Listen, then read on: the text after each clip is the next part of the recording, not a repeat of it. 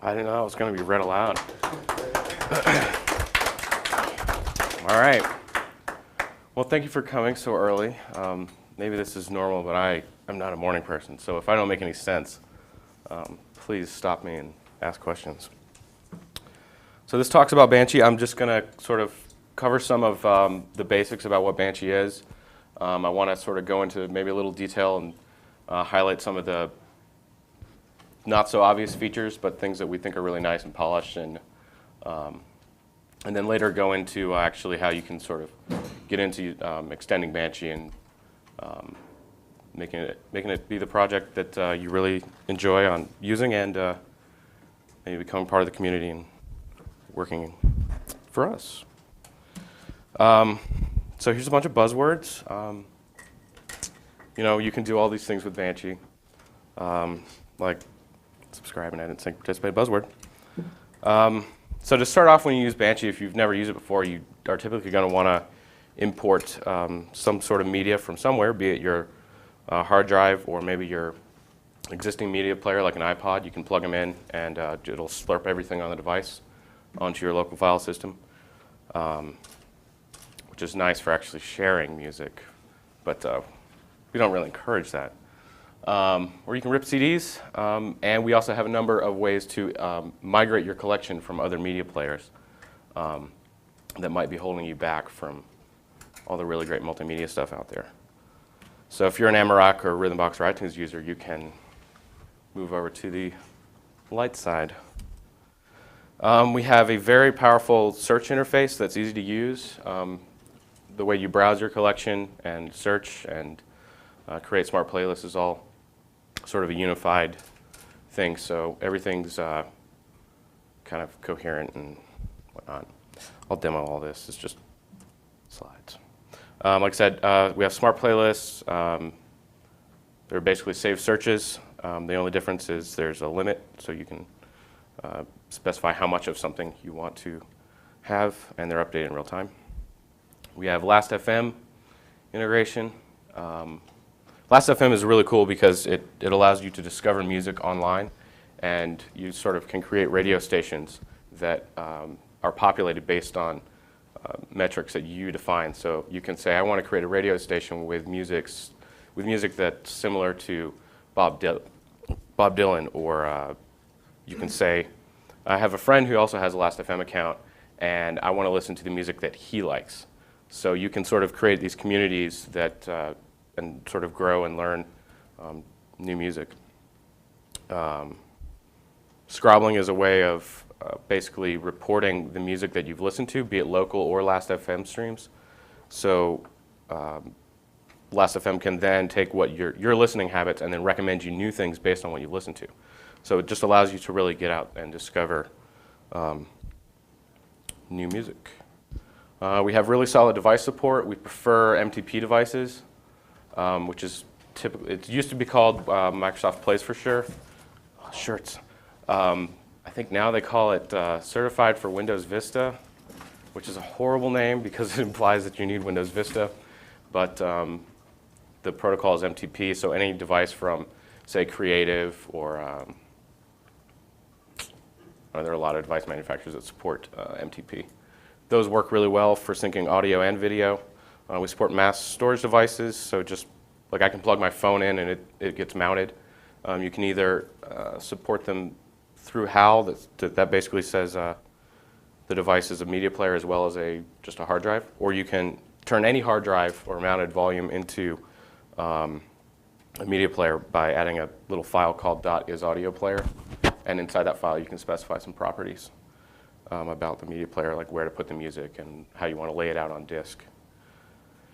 Then of course we have iPod support, but we sort of discourage it just because of Apple's tactics in aggressively and continuously locking out third parties. We constantly struggle with supporting iPods, but every time you basically use the iPod in iTunes or you get a firmware update, Apple changes the internals of it so that your device no longer works with third parties. So while we support the iPod Classic and Nano and Shuffle, it's sort of always a constant battle to actually make it work. So if you do have an iPod we recommend that you use it only with Banshee or you use it only with iTunes, but don't mix the two applications because they'll basically end up fighting with each other.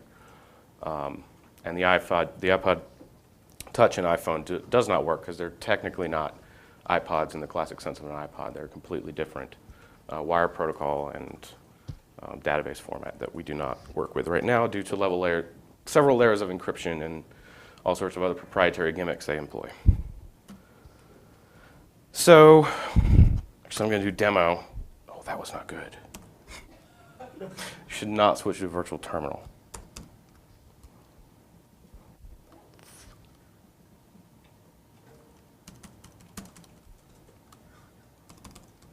Yeah, I meant to Control-Alt-Arrow to switch workspace, not virtual terminal. So this is awesome.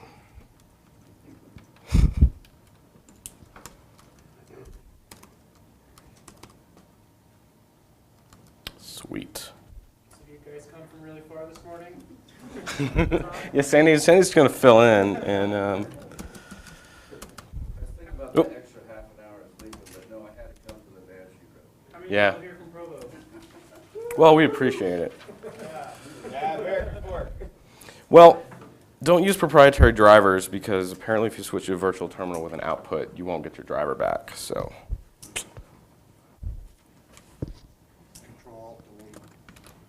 Is it an ATI? It would be an ATI.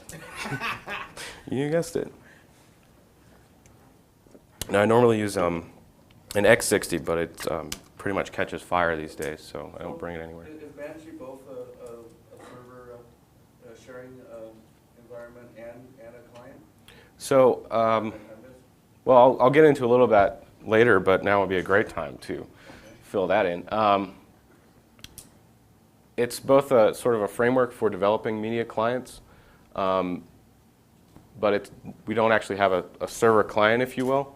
So there's a full framework and stack that you can build on top of that you could then export over some protocol, be it HTTP or UPnP or DAAP or RAOP or anything.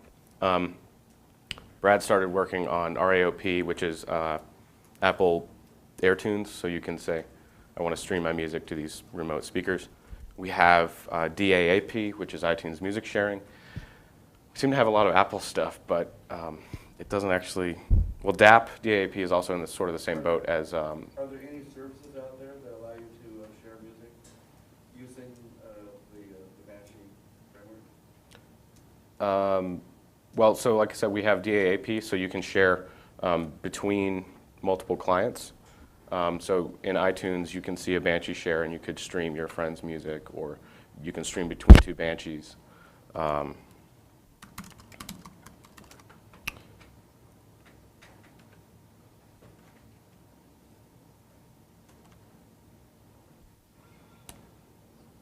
Okay.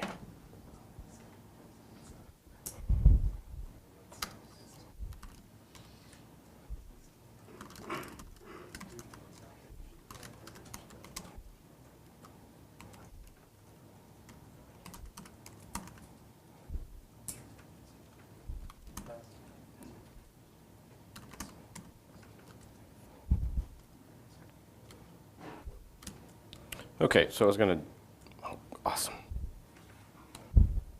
What platforms does it run on? Is it all Java-based? No, it's C#, runs on Mono. And right now we only have it on Linux. It's basically GNOME. Okay, now Control-Alt-Arrow. And I was going to demo, so that's what I wanted to do. Sorry about that.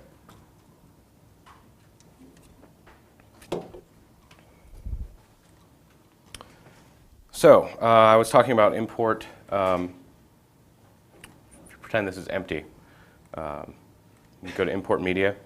You'll see a number of sources here to import. If you have a digital camera, this is kind of new. If you have videos on the digital camera, you can import the videos straight into Banshee. Import from local folder or files, or just have it scan your home directory. If I were to plug in an iPod or other media device, it would show up in this list as well, and it would just slurp all the media off of it and import it into your library. So once that's done, you'd have it populated. as you can see here. This is the browser. So you can see artists and albums. If you select something, multiple select, it'll filter the albums in the artist selection. And the tracks down here are just the tracks on the albums that are based on the artist selection. Of course, you can filter more by selecting the albums.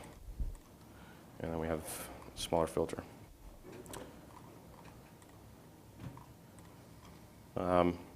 The view is just, it's your standard media player view. Columns, you can add more or remove columns.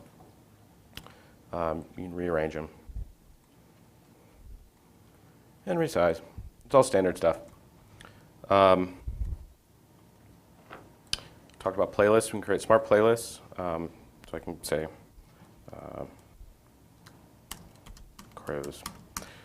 If the artist contains crows, limit to 15 songs selected by random. I save, and I get 15 Counting Crow songs by random. Random favorites, just things I haven't played. If I were to add the rating column and then set some ratings, I could say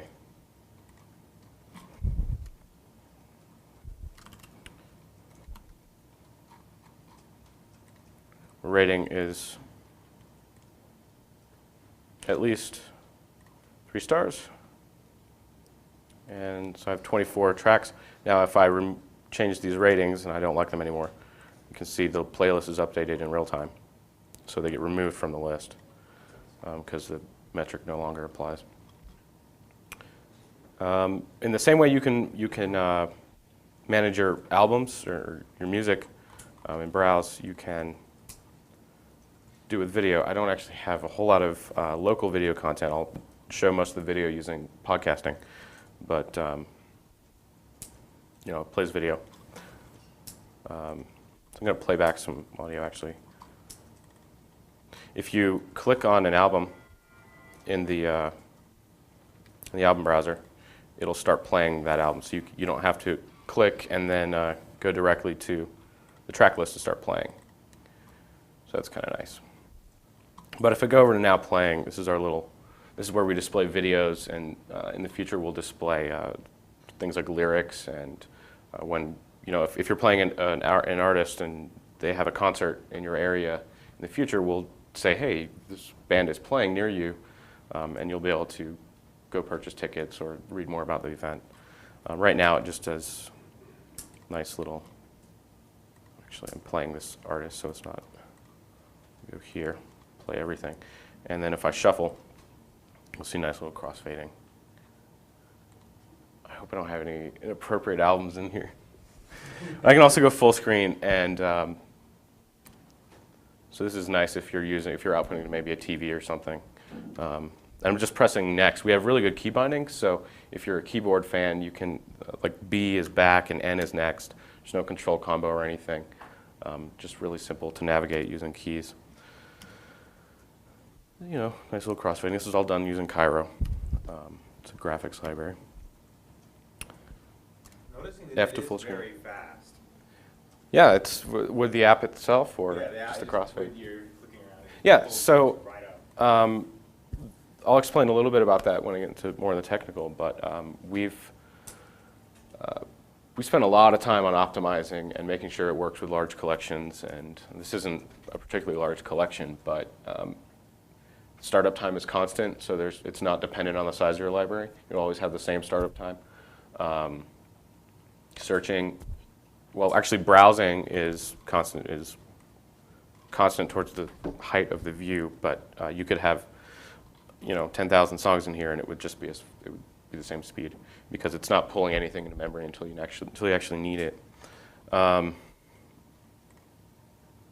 spend a lot of time optimizing the speed of the fading and stuff. So that's I think limited to 30 frames a second max, but I'm maxing it out. So we spend a lot of time on kind of optimizing, making sure things are snappy, because unfortunately Mono gets a bad rap about things being slow or bloated, and that's just not true. It's not Mono's fault. It's usually when things are slow or bloated, it's because the application isn't written probably as well as it could be. So podcasts are wonderful. You can subscribe to video or audio podcasts. I have a bunch subscribed here, different podcasts. Some of these are audio, some are video. We have filters here, so these are things that I've already watched. The blue dots mean they're actually on my computer, but if it doesn't have a blue dot like up here, try to get something that's not a whole lot of bandwidth. So this one is not on my computer, and oh, I don't have network. So this one is actually on my computer, just show it playing full screen. This is an HD podcast, and what I've found really cool is I really want to cancel my cable now. I don't watch much TV anymore. Most of the content I watch is in HD, and it's in the form of a podcast. So when my required TiVo subscription runs out, and I no longer have to pay the $15 a month, I plan on canceling cable. This is all I need.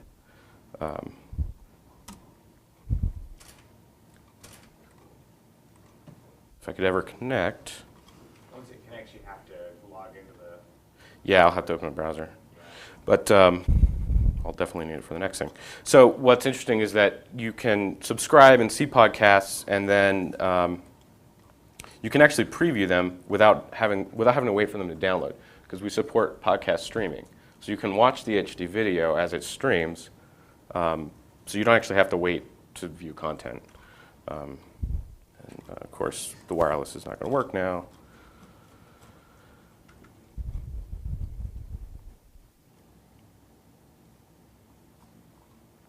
So as you watch things, they get marked as old, and they'll kind of go in here. It's like a little trash can or something.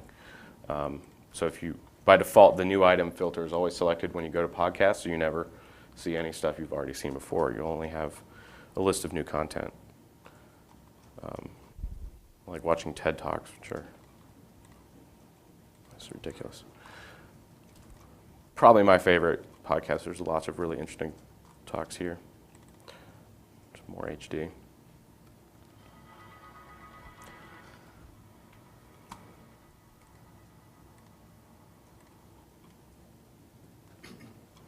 So maybe while this is connecting, I can go on a little with some of the technical stuff. So just an overview of requirements and sort of the platform stack for the application.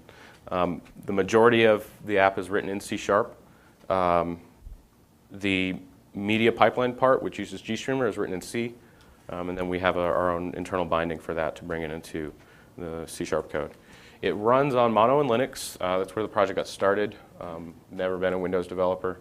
But we are porting it to Windows, and with the design of the whole application, it's very portable. Anything that's platform specific is abstracted out as an extension. So if we have, GNOME specific things or KDE specific things or hardware POSIX specific things, they're all separated so that they're not needed on the Windows. We don't have to port them. We just have to replace them with Windows specific things if necessary. So literally running Banshee on Windows is as easy as copying some files over to your Windows box and running it. Of course, you need to set up the environment. We have not yet actually released on Windows. There are some things we're trying to solve mainly with release management and getting the actual installer and stuff built. But it does actually run on Windows. We use GTK for the toolkit, but most of our actual UI is sort of handwritten using Cairo. That's how we have the really snappy list and the fading stuff. That's not GTK, that's our widget built on top of GTK and Cairo. GStreamer for media playback. So if it'll support whatever codecs you have installed on the system. We don't actually bundle codecs or anything.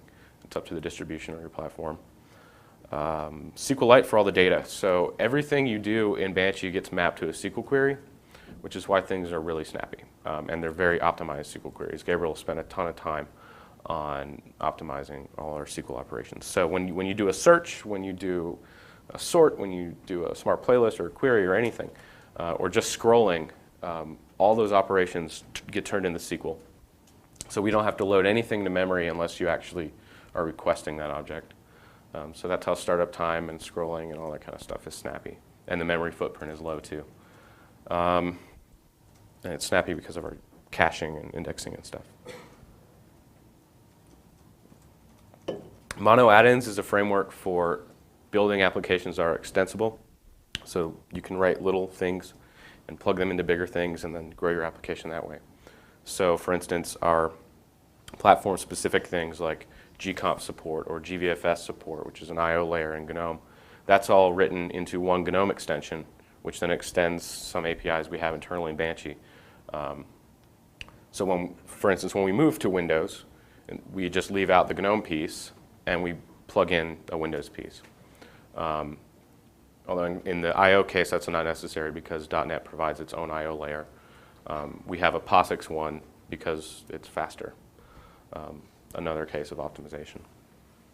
And then the hardware layer is probably the biggest platform piece, and that's the hardest piece. On Linux, we have a HAL backend. HAL is a layer that supports events for hardware. So you plug in a device, and then your iPod shows up. We get an event in the application. We display it. The one piece that we really need written in Windows is the hardware layer, and we have no idea how to do it because we're not Windows people. So if anyone wants to get involved and knows Windows, it'd be great to have someone work on the hardware layer for Windows. Without it, your iPod won't work. So yeah, the whole entire application is designed around mono add-ins. So basically everything is a plugin, everything extends something else.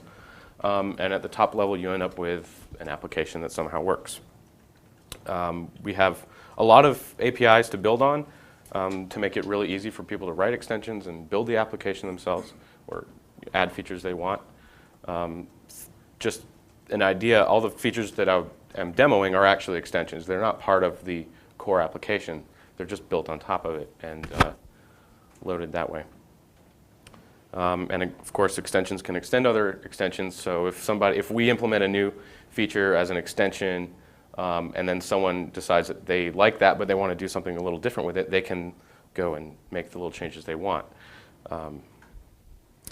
And typically, the way applications are dynamic and extensible outside of the .NET world is through either gmodule in the GNOME world or DLOpen, which is a way of loading code into memory and then running it. And the problem with that is that you have to define explicitly which pieces of the plugin or your core that you want to expose. So it makes it very cumbersome to actually build extensible applications. And with mono add-ins and .NET, everything is sort of automatically exposed. So as long as our API is public, anyone can work with it. This is I'm not going to get into a whole lot of code or anything, but this is just a quick little snippet of a very minimal extension. In these 10 lines of code, you can end up adding something to the Banshee. Oops. This is the manifest file that goes with it to tell Banshee what to load. This is all basically boilerplate. Whenever you add something, you sort of copy and paste it. But yeah, keep doing that, and then building. You can also extend Banshee through scripting, and this is sort of my pet favorite feature, just because anything that's exposed by the application core that you would maybe write as an extension, you can actually script against. So this is really cool for enthusiasts or people who have some quirk with it, or with the app. They want it to do something slightly different than the way that we want it done upstream. You can easily target anything with a script. So this is a simple. So we had a bug filed a couple months ago about this guy who really hated the way that when he imported a CD on disk, the files would end in the OGG extension for OGG. Because he really liked the OGA extension, which means OGG audio. And he likes the OGV extension, which means OGG video. And doesn't like our old OGG extension, which is just OGG. We didn't want to change our extensions because we didn't want to upset all our existing users who are used to the OGG. So I came up with this little script that allowed him to change it for himself. So this asked our service manager for the object that manages media profiles, so what to actually name it. That's odd. Awesome. And then it says, okay, now give me the Ogg Vorbis profile, and then it just changes its extension. So when this loads, when the script is loaded, every time that guy rips his CDs, he'll end up with OGA files on disk. So he's happy, we're happy, nobody gets upset. Here's another one. This is down at the bottom of the app down here. There's always a summary of your current view. So when I change selections or whenever the bottom list changes, this is updated to reflect statistics about the selection. But another area where we've had people in the community sort of argue about these little things, these little quirks is, well, I don't like, 1.2 days is hard for me to parse. It's hard for me to see what that actually means. That doesn't mean much to me. So if you click it, you can change to a different format. 477 items 1 day, 5 hours, 24 minutes, 51 seconds, and 2.9 gigabytes. I find that really obnoxious. A lot of people find that obnoxious. It takes up a lot of space, and it looks weird. But if you click it again, here's the same information, but it's compact. It's hard to read, but all the specific details are there. But go back to 1.2 days because I don't really care that I have 18 seconds of audio out of 10 gigabytes of music. So this is just an approximated version. But it's, of course, extensible. So if you really like to know how many milliseconds are in your collection, you can add a new version. So if I add this formatter, oh man, really wish I didn't have to reboot. So there's a directory with scripts in it. This is where you would put all your scripts.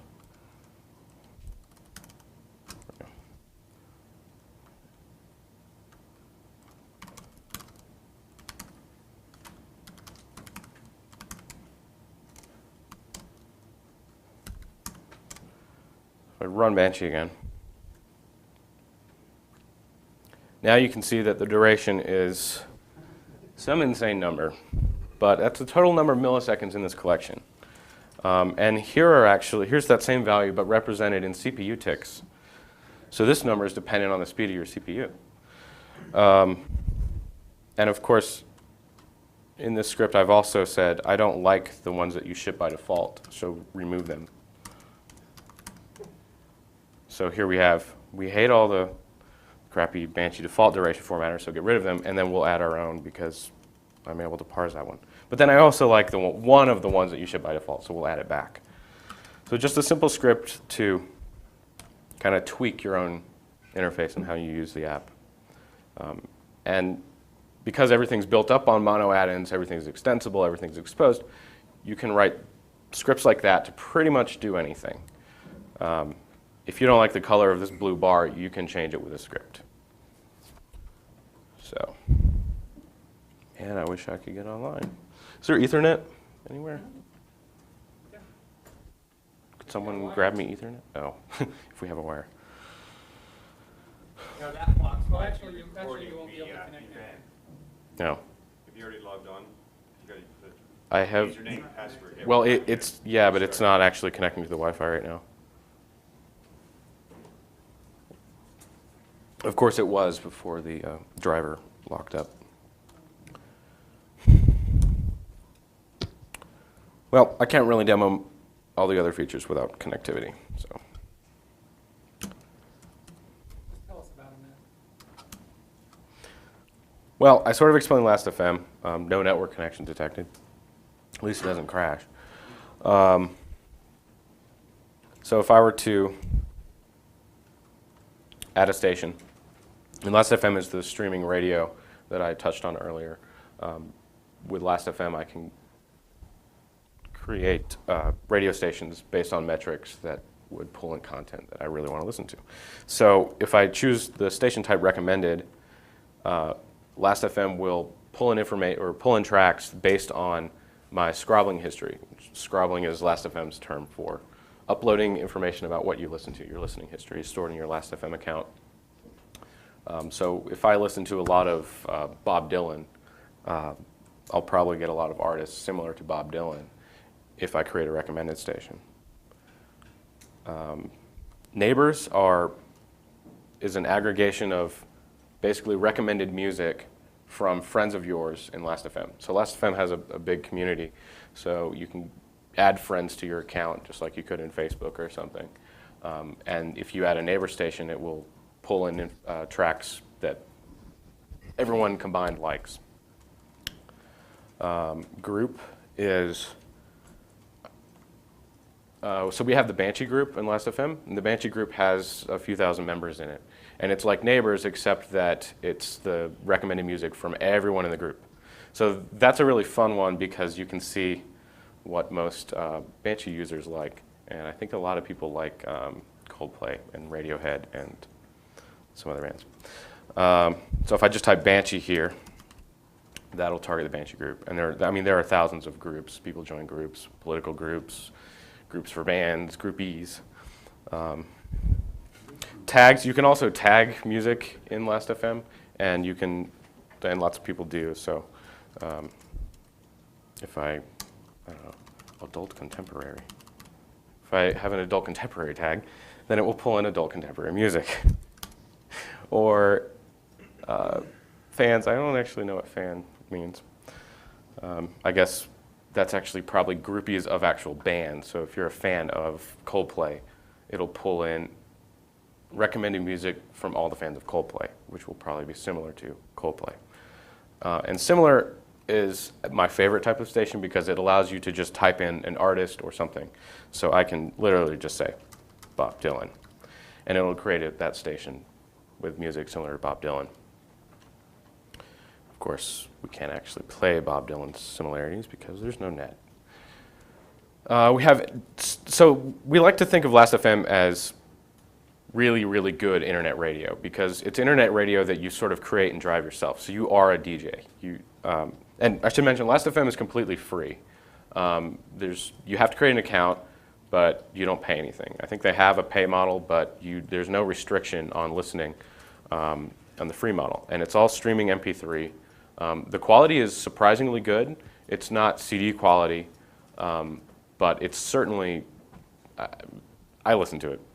It's great. It's great at work to have on. You actually don't even have to have an account to listen to all the radio stations. I think you have to log in. If you're on the website, maybe you don't. Oh. Well, okay, they have a Flash player and a bunch of other players, but this is integrated in Banshee. But we also do have sort of your classic internet radio, separated by genre. So and these are just your typical things like shoutcast stations. They'll work just fine. But I don't think they're as exciting. But what is interesting is you can create playlists of pretty much anything. So this is a smart playlist of my favorite internet radio stations, and they just have ratings. So I can add the rating column just like I can anywhere else. And I can remove this station because it's no longer a favorite. So each section, each device can have its own playlists. Yeah, most of them. So the top level sources, we call this thing on the left the source browser. Most of them are based on the same logic. They all go to the database. They all use exactly the same core features. So video, library, and radio are three examples shown right now that we call them primary sources, and underneath each of these you can create playlists and it'll only work on information stored in the parent source, so you won't mix your video in with your internet radio stations. Just done with the play queue actually. The play queue is pretty cool. So say you're listening to a bunch of music, but you don't want to disrupt the song you're listening to, but you're going through and you're browsing, and you find a song you want to listen to next. You find 3 songs you want to listen to next. You can drag them to the play queue, or you keep scrolling down and you want to listen to this Bob Dylan song. You can also hit Q, and it'll get added to the play queue, which is really nice because if you're a keyboard person, you can scroll Q, scroll Q, scroll Q, and you don't leave the keyboard. And it's good if you're a DJ, you can queue up. Yeah, you can easily queue. So, with the keyboard, I would just queue these 3 Bob Dylan songs or these. And if you notice on the left where it says play queue, we give little subtle visual notification that you actually did something, that what you did actually changed something, so you know it worked. If I press Q, you'll notice that the play cue pulses just a little bit. Something's been added to it. So now I have 17 songs in my play queue. When I play the next song, it's going to play the top song in the queue. So as you play, they fall off the top of the queue. Of course, you can rearrange the queue, which is nice. So you can go through your albums, and you can add just a bunch of stuff, and then you can go back to the queue and actually be the DJ and figure out your order. Randomizing the selection. Does shuffle work? Not sure. Well, we can try it. I don't know what shuffle When does. you have shuffle on, it goes in order, which is actually awesome. Yeah, it is awesome. So the logic for the play queue itself should always be play the top one, but we should probably have an actual shuffle my queue. So no, but we should have that. Yeah, it should be a script. Oh, actually, it's tempting to actually do that now. It'd be a really good demo, but don't actually know where I would start. This is supposed to be how to, I guess. So anyway, they're all playing. Now, after I finish playing everything in the queue, it will go back to the last place that I was playing before or when I was populating the queues. So the last place that I was listening to music from before I started adding things to the queue, when the queue runs out, it resumes from where you left off. So you always have a continuous flow of music playing until you turn it off. Let's see what else. Oh, cover art. We fetch all cover art from a number of sources like Rhapsody and Amazon and MusicBrainz and Last.fm. And we just sort of aggressively go out on the internet and just try to find cover art. And it works really, really well. It works a lot better than it does in iTunes or many other applications because the more of the commercial applications are sort of bound to a specific service. Whereas as a free software application, we have no obligations with anyone. We can just go out and use the free services that are available and aggregate it all together. If there's multiple choices for a particular album, We pick the best one. okay, so the user can't select. The user can't right now. There is some interest in doing that, but our basic rule of thumb is we try to get the highest resolution available so that you have the nicest looking one. How accurate is its album cover? It's pretty accurate because I mean, as long as your metadata is accurate, as long as the track name, or actually album name and artist are accurate, then we pretty much only go for 100% results. And the way I think the first thing we try is Rhapsody. They have a public web service, and we query their web service. If we don't get a good result back, then we don't try downloading it. But Rhapsody typically has the highest resolution cover art, so we try that first. And if that doesn't work, then we do a MusicBrainz lookup. MusicBrainz is an online service that just it's like CDDB except a lot better, and they have all sorts of metrics and statistics and everything. It's much better. So we do a MusicBrainz query, and if that doesn't come back with like 100% match, then we move on and we try something else. If it does, then we go off to Amazon because MusicBrainz doesn't actually supply cover art, but they have basically links to Amazon where you can get the cover art. So we don't download it unless we're pretty sure that that it's actually going to be the right cover. Does it save the music, or the art, or the album art to the file, to the music files themselves? Or does it keep I'm not sure. We write to tags, so I think we do save the album art if you have that turned on. But what we do is keep everything in a local cache on disk, and I'm trying to make this a spec so other applications can benefit from the album art.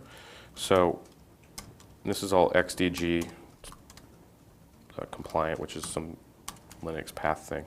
Anyway, if you go into your local album art cache, actually, I don't know if this is the right place.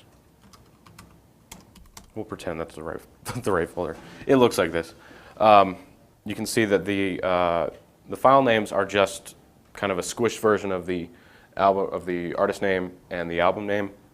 And then we have these directories here, which are scaled and cached versions, so that we're not, for instance, when we scroll here, this is really snappy because once we load it from disk, we scale it and then cache it back to disk so that we don't have to do the scaling in the application again. So things are faster, it's better on memory. It does chew up a little bit of disk, but I think that typically the trade-off is worth it because everything's fast. Can you provide your own album art? Yes, you can provide your own by way of either adding a file named like cover.jpg or folder.something, or there's a number of file names that we check for in the folder. So if I go into, I don't know if I actually have anything. But you can't do it within the application. So I just don't have anything here. Not yet. Actually, no, not yet. It's the old track editor. You can edit metadata, but actually, I'll show some new stuff now. So one of the things I'm working on that will land soon is the new track editor, where you will be able to add album art manually. You will be able to basically upload your edit to MusicBrainz or something. Yeah, it's going to crash. So I'm not done with this at all. This isn't committed or anything. So we'll hopefully find something that doesn't crash. Sweet.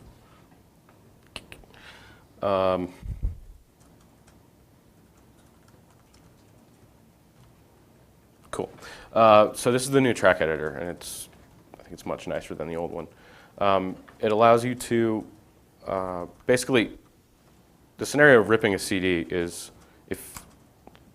when you put in a CD, it goes out to MusicBrainz and it tries to find all the information about the CD and automatically fill that in for you. But sometimes the CD you put in is maybe a mix CD, or it just isn't available online. So the track editor makes it really easy to fill in all those details. That's typically a really boring process and a tedious process. So if you fill in all the album-specific information, I'm just going to type gibberish. And I'm good at 3 stars, and it's here. It was a really old album. Amazed I had CDs back then. Yeah. And again, this isn't finished, so normally this button would sort of automatically number the track. So it would say every track gets a count of however many tracks you selected, and then incrementally change the track number based on the index of it in your selection. And then we'll call it, yeah, the head metal rock in 1026. So once you fill out all the album-specific information, you can either sync each field, these little copy buttons, and they don't have tooltips because, again, it isn't done. But this will copy the genre field to, so if I go forward real fast, you'll see that track 2 doesn't have a genre. But if I click, apparently neither is track 1. Not done. You can't change Okay. the genre for all of the tracks simultaneously. So yeah, you can. So this album title has ASGF. The second one has the album title Desire. But if I go back to Azure and I click copy or sync, then all the tracks get that album. Now you can do that. Now each one of these buttons does that for that specific field that it's next to. But if you go ahead and you fill out all the album information in each of the album-specific fields, and then you click the sync all field values, then every track gets all the data you filled in. So you fill out the album information on one track, you sync it to all the other tracks, and then you go to the track title, and you can type the track name. And what's really nice is if you just press enter, it moves to the next track, selects the text, and you can just start typing over. So you can type every single track name without moving, hands off the keyboard, so you can just look at the list or whatever, and just enter, enter, enter. I believe if you control enter, you can go back. So it makes it pretty nice if you actually have to manually enter track data, which we try not to have you do. But I mean, if you have a bunch of local bands who aren't published or anything, then you'll need to enter the information. We also have sort of extra details if you like classical music. You can fill these in. Grouping is a nice new feature that we'll have in the next release, where if you say, I call it intro. If I take 3 tracks and give it the intro group, then if you're shuffling in playback and Banshee picks a track with a group set, it will find the first track in that group and start playing that. So it will never play in the middle of group tracks, which is nice for, say, audiobooks or classical compilations where 3 tracks actually represents one piece of music. And you'll also be able to visually see that in the UI. So you could say, you can kind of rubber band tracks into a group. And then just sort of file or statistics about the file. This is an MPEG-3 file. It's got 2 tags. So that's a new track editor. It hasn't landed yet. It's not in a release, but that's up and coming. And clearly still needs work. And of course, yeah. There will be an artwork tab up here where you'll be able to set multiple pieces of artwork. You'll be able to see the cover. You could set the back cover if you wanted. You could set the inside pages if you wanted, if you had those scans. So that will be coming as well. And now I'm going to go to Gabriel's branch. And how am I doing on time? You got about 7 minutes. Okay. So any questions? We can do Q&A, or I could show some of the stuff we're working on for Hack Week. Question? Just really quick, I mean, as you look out at other media players, is there anything you think, oh, that's really cool, you know, that's kind of the future, stuff that, I don't know, maybe it's coming, or maybe it's just still, kind of unrealized yet, but I mean, what's the future of this media player? Any new, directions you want to take it? You can also do a lot of stuff over dbus. Let's see. Let's get that. Future. I guess this is the future. So we want to do UPnP. So that goes back to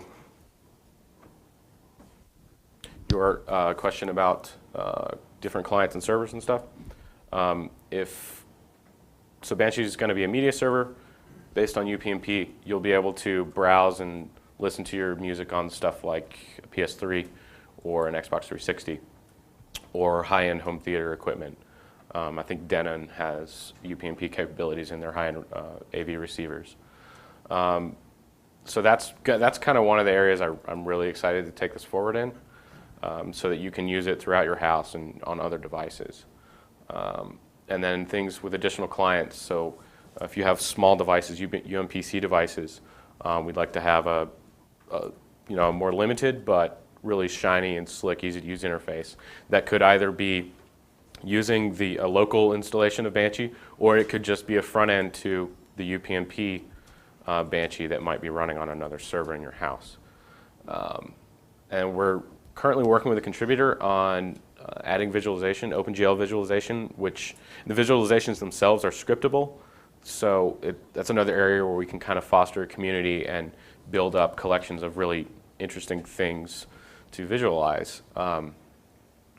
Visualization in GStreamer is kind of stagnant just because you've historically had to write new visualizations in C, had to be really familiar with GStreamer. You would have to, and they weren't OpenGL or anything, so you didn't have a whole lot of work with. But OpenVP is a nice OpenGL and scriptable .NET visualization stack that we're integrating. So things will get kind of prettier and shinier, which we always like. And then just more online integration.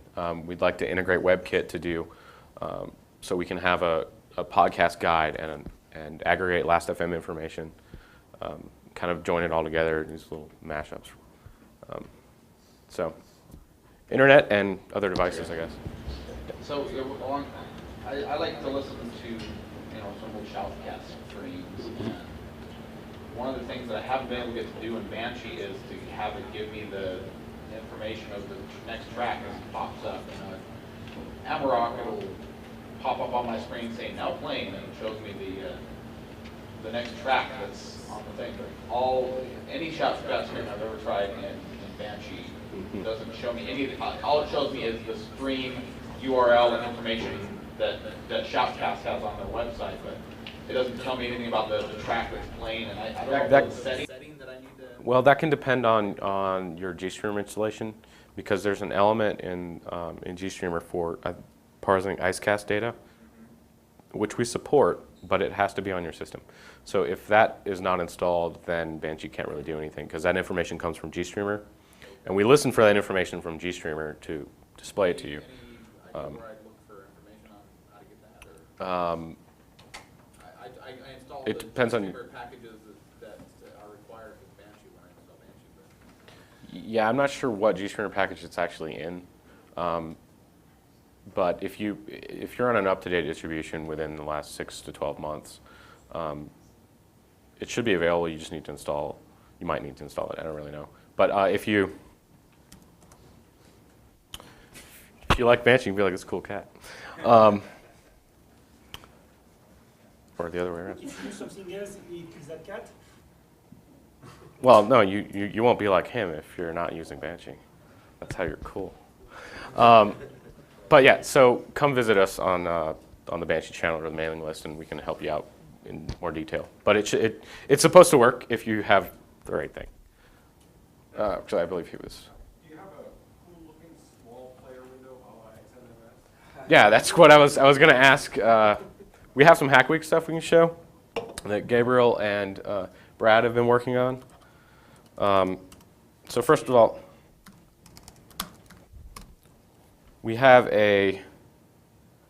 currently we have mini mode. You can change sources through the drop-down. You can press next. You can do whatever. This is going away in favor of this. It's starting in debug mode, so it's slow. This is going to be one of our first alternate interfaces. If anyone's familiar with the old project Mween, it's kind of defunct and not maintained, but a lot of people like Mween's UI. So we've built or Gabriel and Brad have built just over the last 2 days, this new Mween-like UI on top of the Banshee core. So you can select albums, you can queue them, and this is just the play queue. So it's smaller. It doesn't have all the features that the main client does, but if you're just interested in listening to some local music, this is the client for you. So it should be landing pretty soon. Yep. You skipped over a slide that had a summary of all the Windows, main things for Windows. So Yeah. all there, Okay, so it's very close. It's very, very close. But we're not Windows developers, and my big problem why I don't want to release it right now is because I don't feel comfortable maintaining or even initially developing the installation infrastructure that we need and making sure that the builds that we produce on Windows are reliable. So I really want that environment set up that we can aggregate over multiple machines and always reproduce if something goes wrong. Right now it's really easy on Linux because everything's in Subversion. To do a release, we type make dist check and we get a tarball and we go through all these, it's a whole solid build process. We don't have that on Windows, and I want that on Windows before we actually start publishing releases. That's one of the two big pieces. The other piece is building or at least cross-compiling the small native library, which has our GStreamer stack in it. That needs to be built as a native library on Windows. The managed or C# components, you can literally build them on Linux and copy them over to your Windows box, and they will run on .NET. It's this close, but we need somebody who's familiar with Windows to step up. The sooner that happens, the sooner we can release, but I hope to do it in the next couple of months. But Cairo and GTK and SQLite and GStreamer and all the big pieces that we depend on, they work fine on Windows. So they're there, our core is there, we just need this little infrastructure piece. layer, was that just the cross-compiling? No, so HAL is just a hardware layer. For the initial version that we'll release on Windows, it probably won't have hardware support. But once we actually get a release out there, my feeling is we'll actually start getting people on Windows using it because it's a much larger install base than Linux, unfortunately. And once we start doing the first release, I expect that we'll probably get some contributions, like someone will write the hardware layer. There's just an API you have to extend inside of Banshee that you would target for Windows-specific things. I was going to say, it's kind of not that interesting, but Any other questions? Do you have any plans for like a mobile solution on Android or something along those lines? Or Well, so like I said, sort of touched on here, the additional client interfaces. The actual Banshee stack is pretty lightweight, and depending on what a client's needs are, will depend on how much memory it uses and how fast it's going to be. So if you want to target Banshee on a mobile device, Mono is certainly embeddable. It's got a very, very small footprint, contrary to popular myth. It's got about a 2 megabyte overhead for the entire runtime and everything. So the bloat you get is the bloat you write. And if you don't want a bloated client, then don't write a bloated client. So it should be pretty easy to actually target UMPC and mobile devices. And that's kind of one of the directions. The two main directions I want to see us go are UPnP and mobile or smaller device. So, soon, hopefully. We are out of time. Okay. We can ask more questions after. You're welcome to hang out. Let's have a round of applause.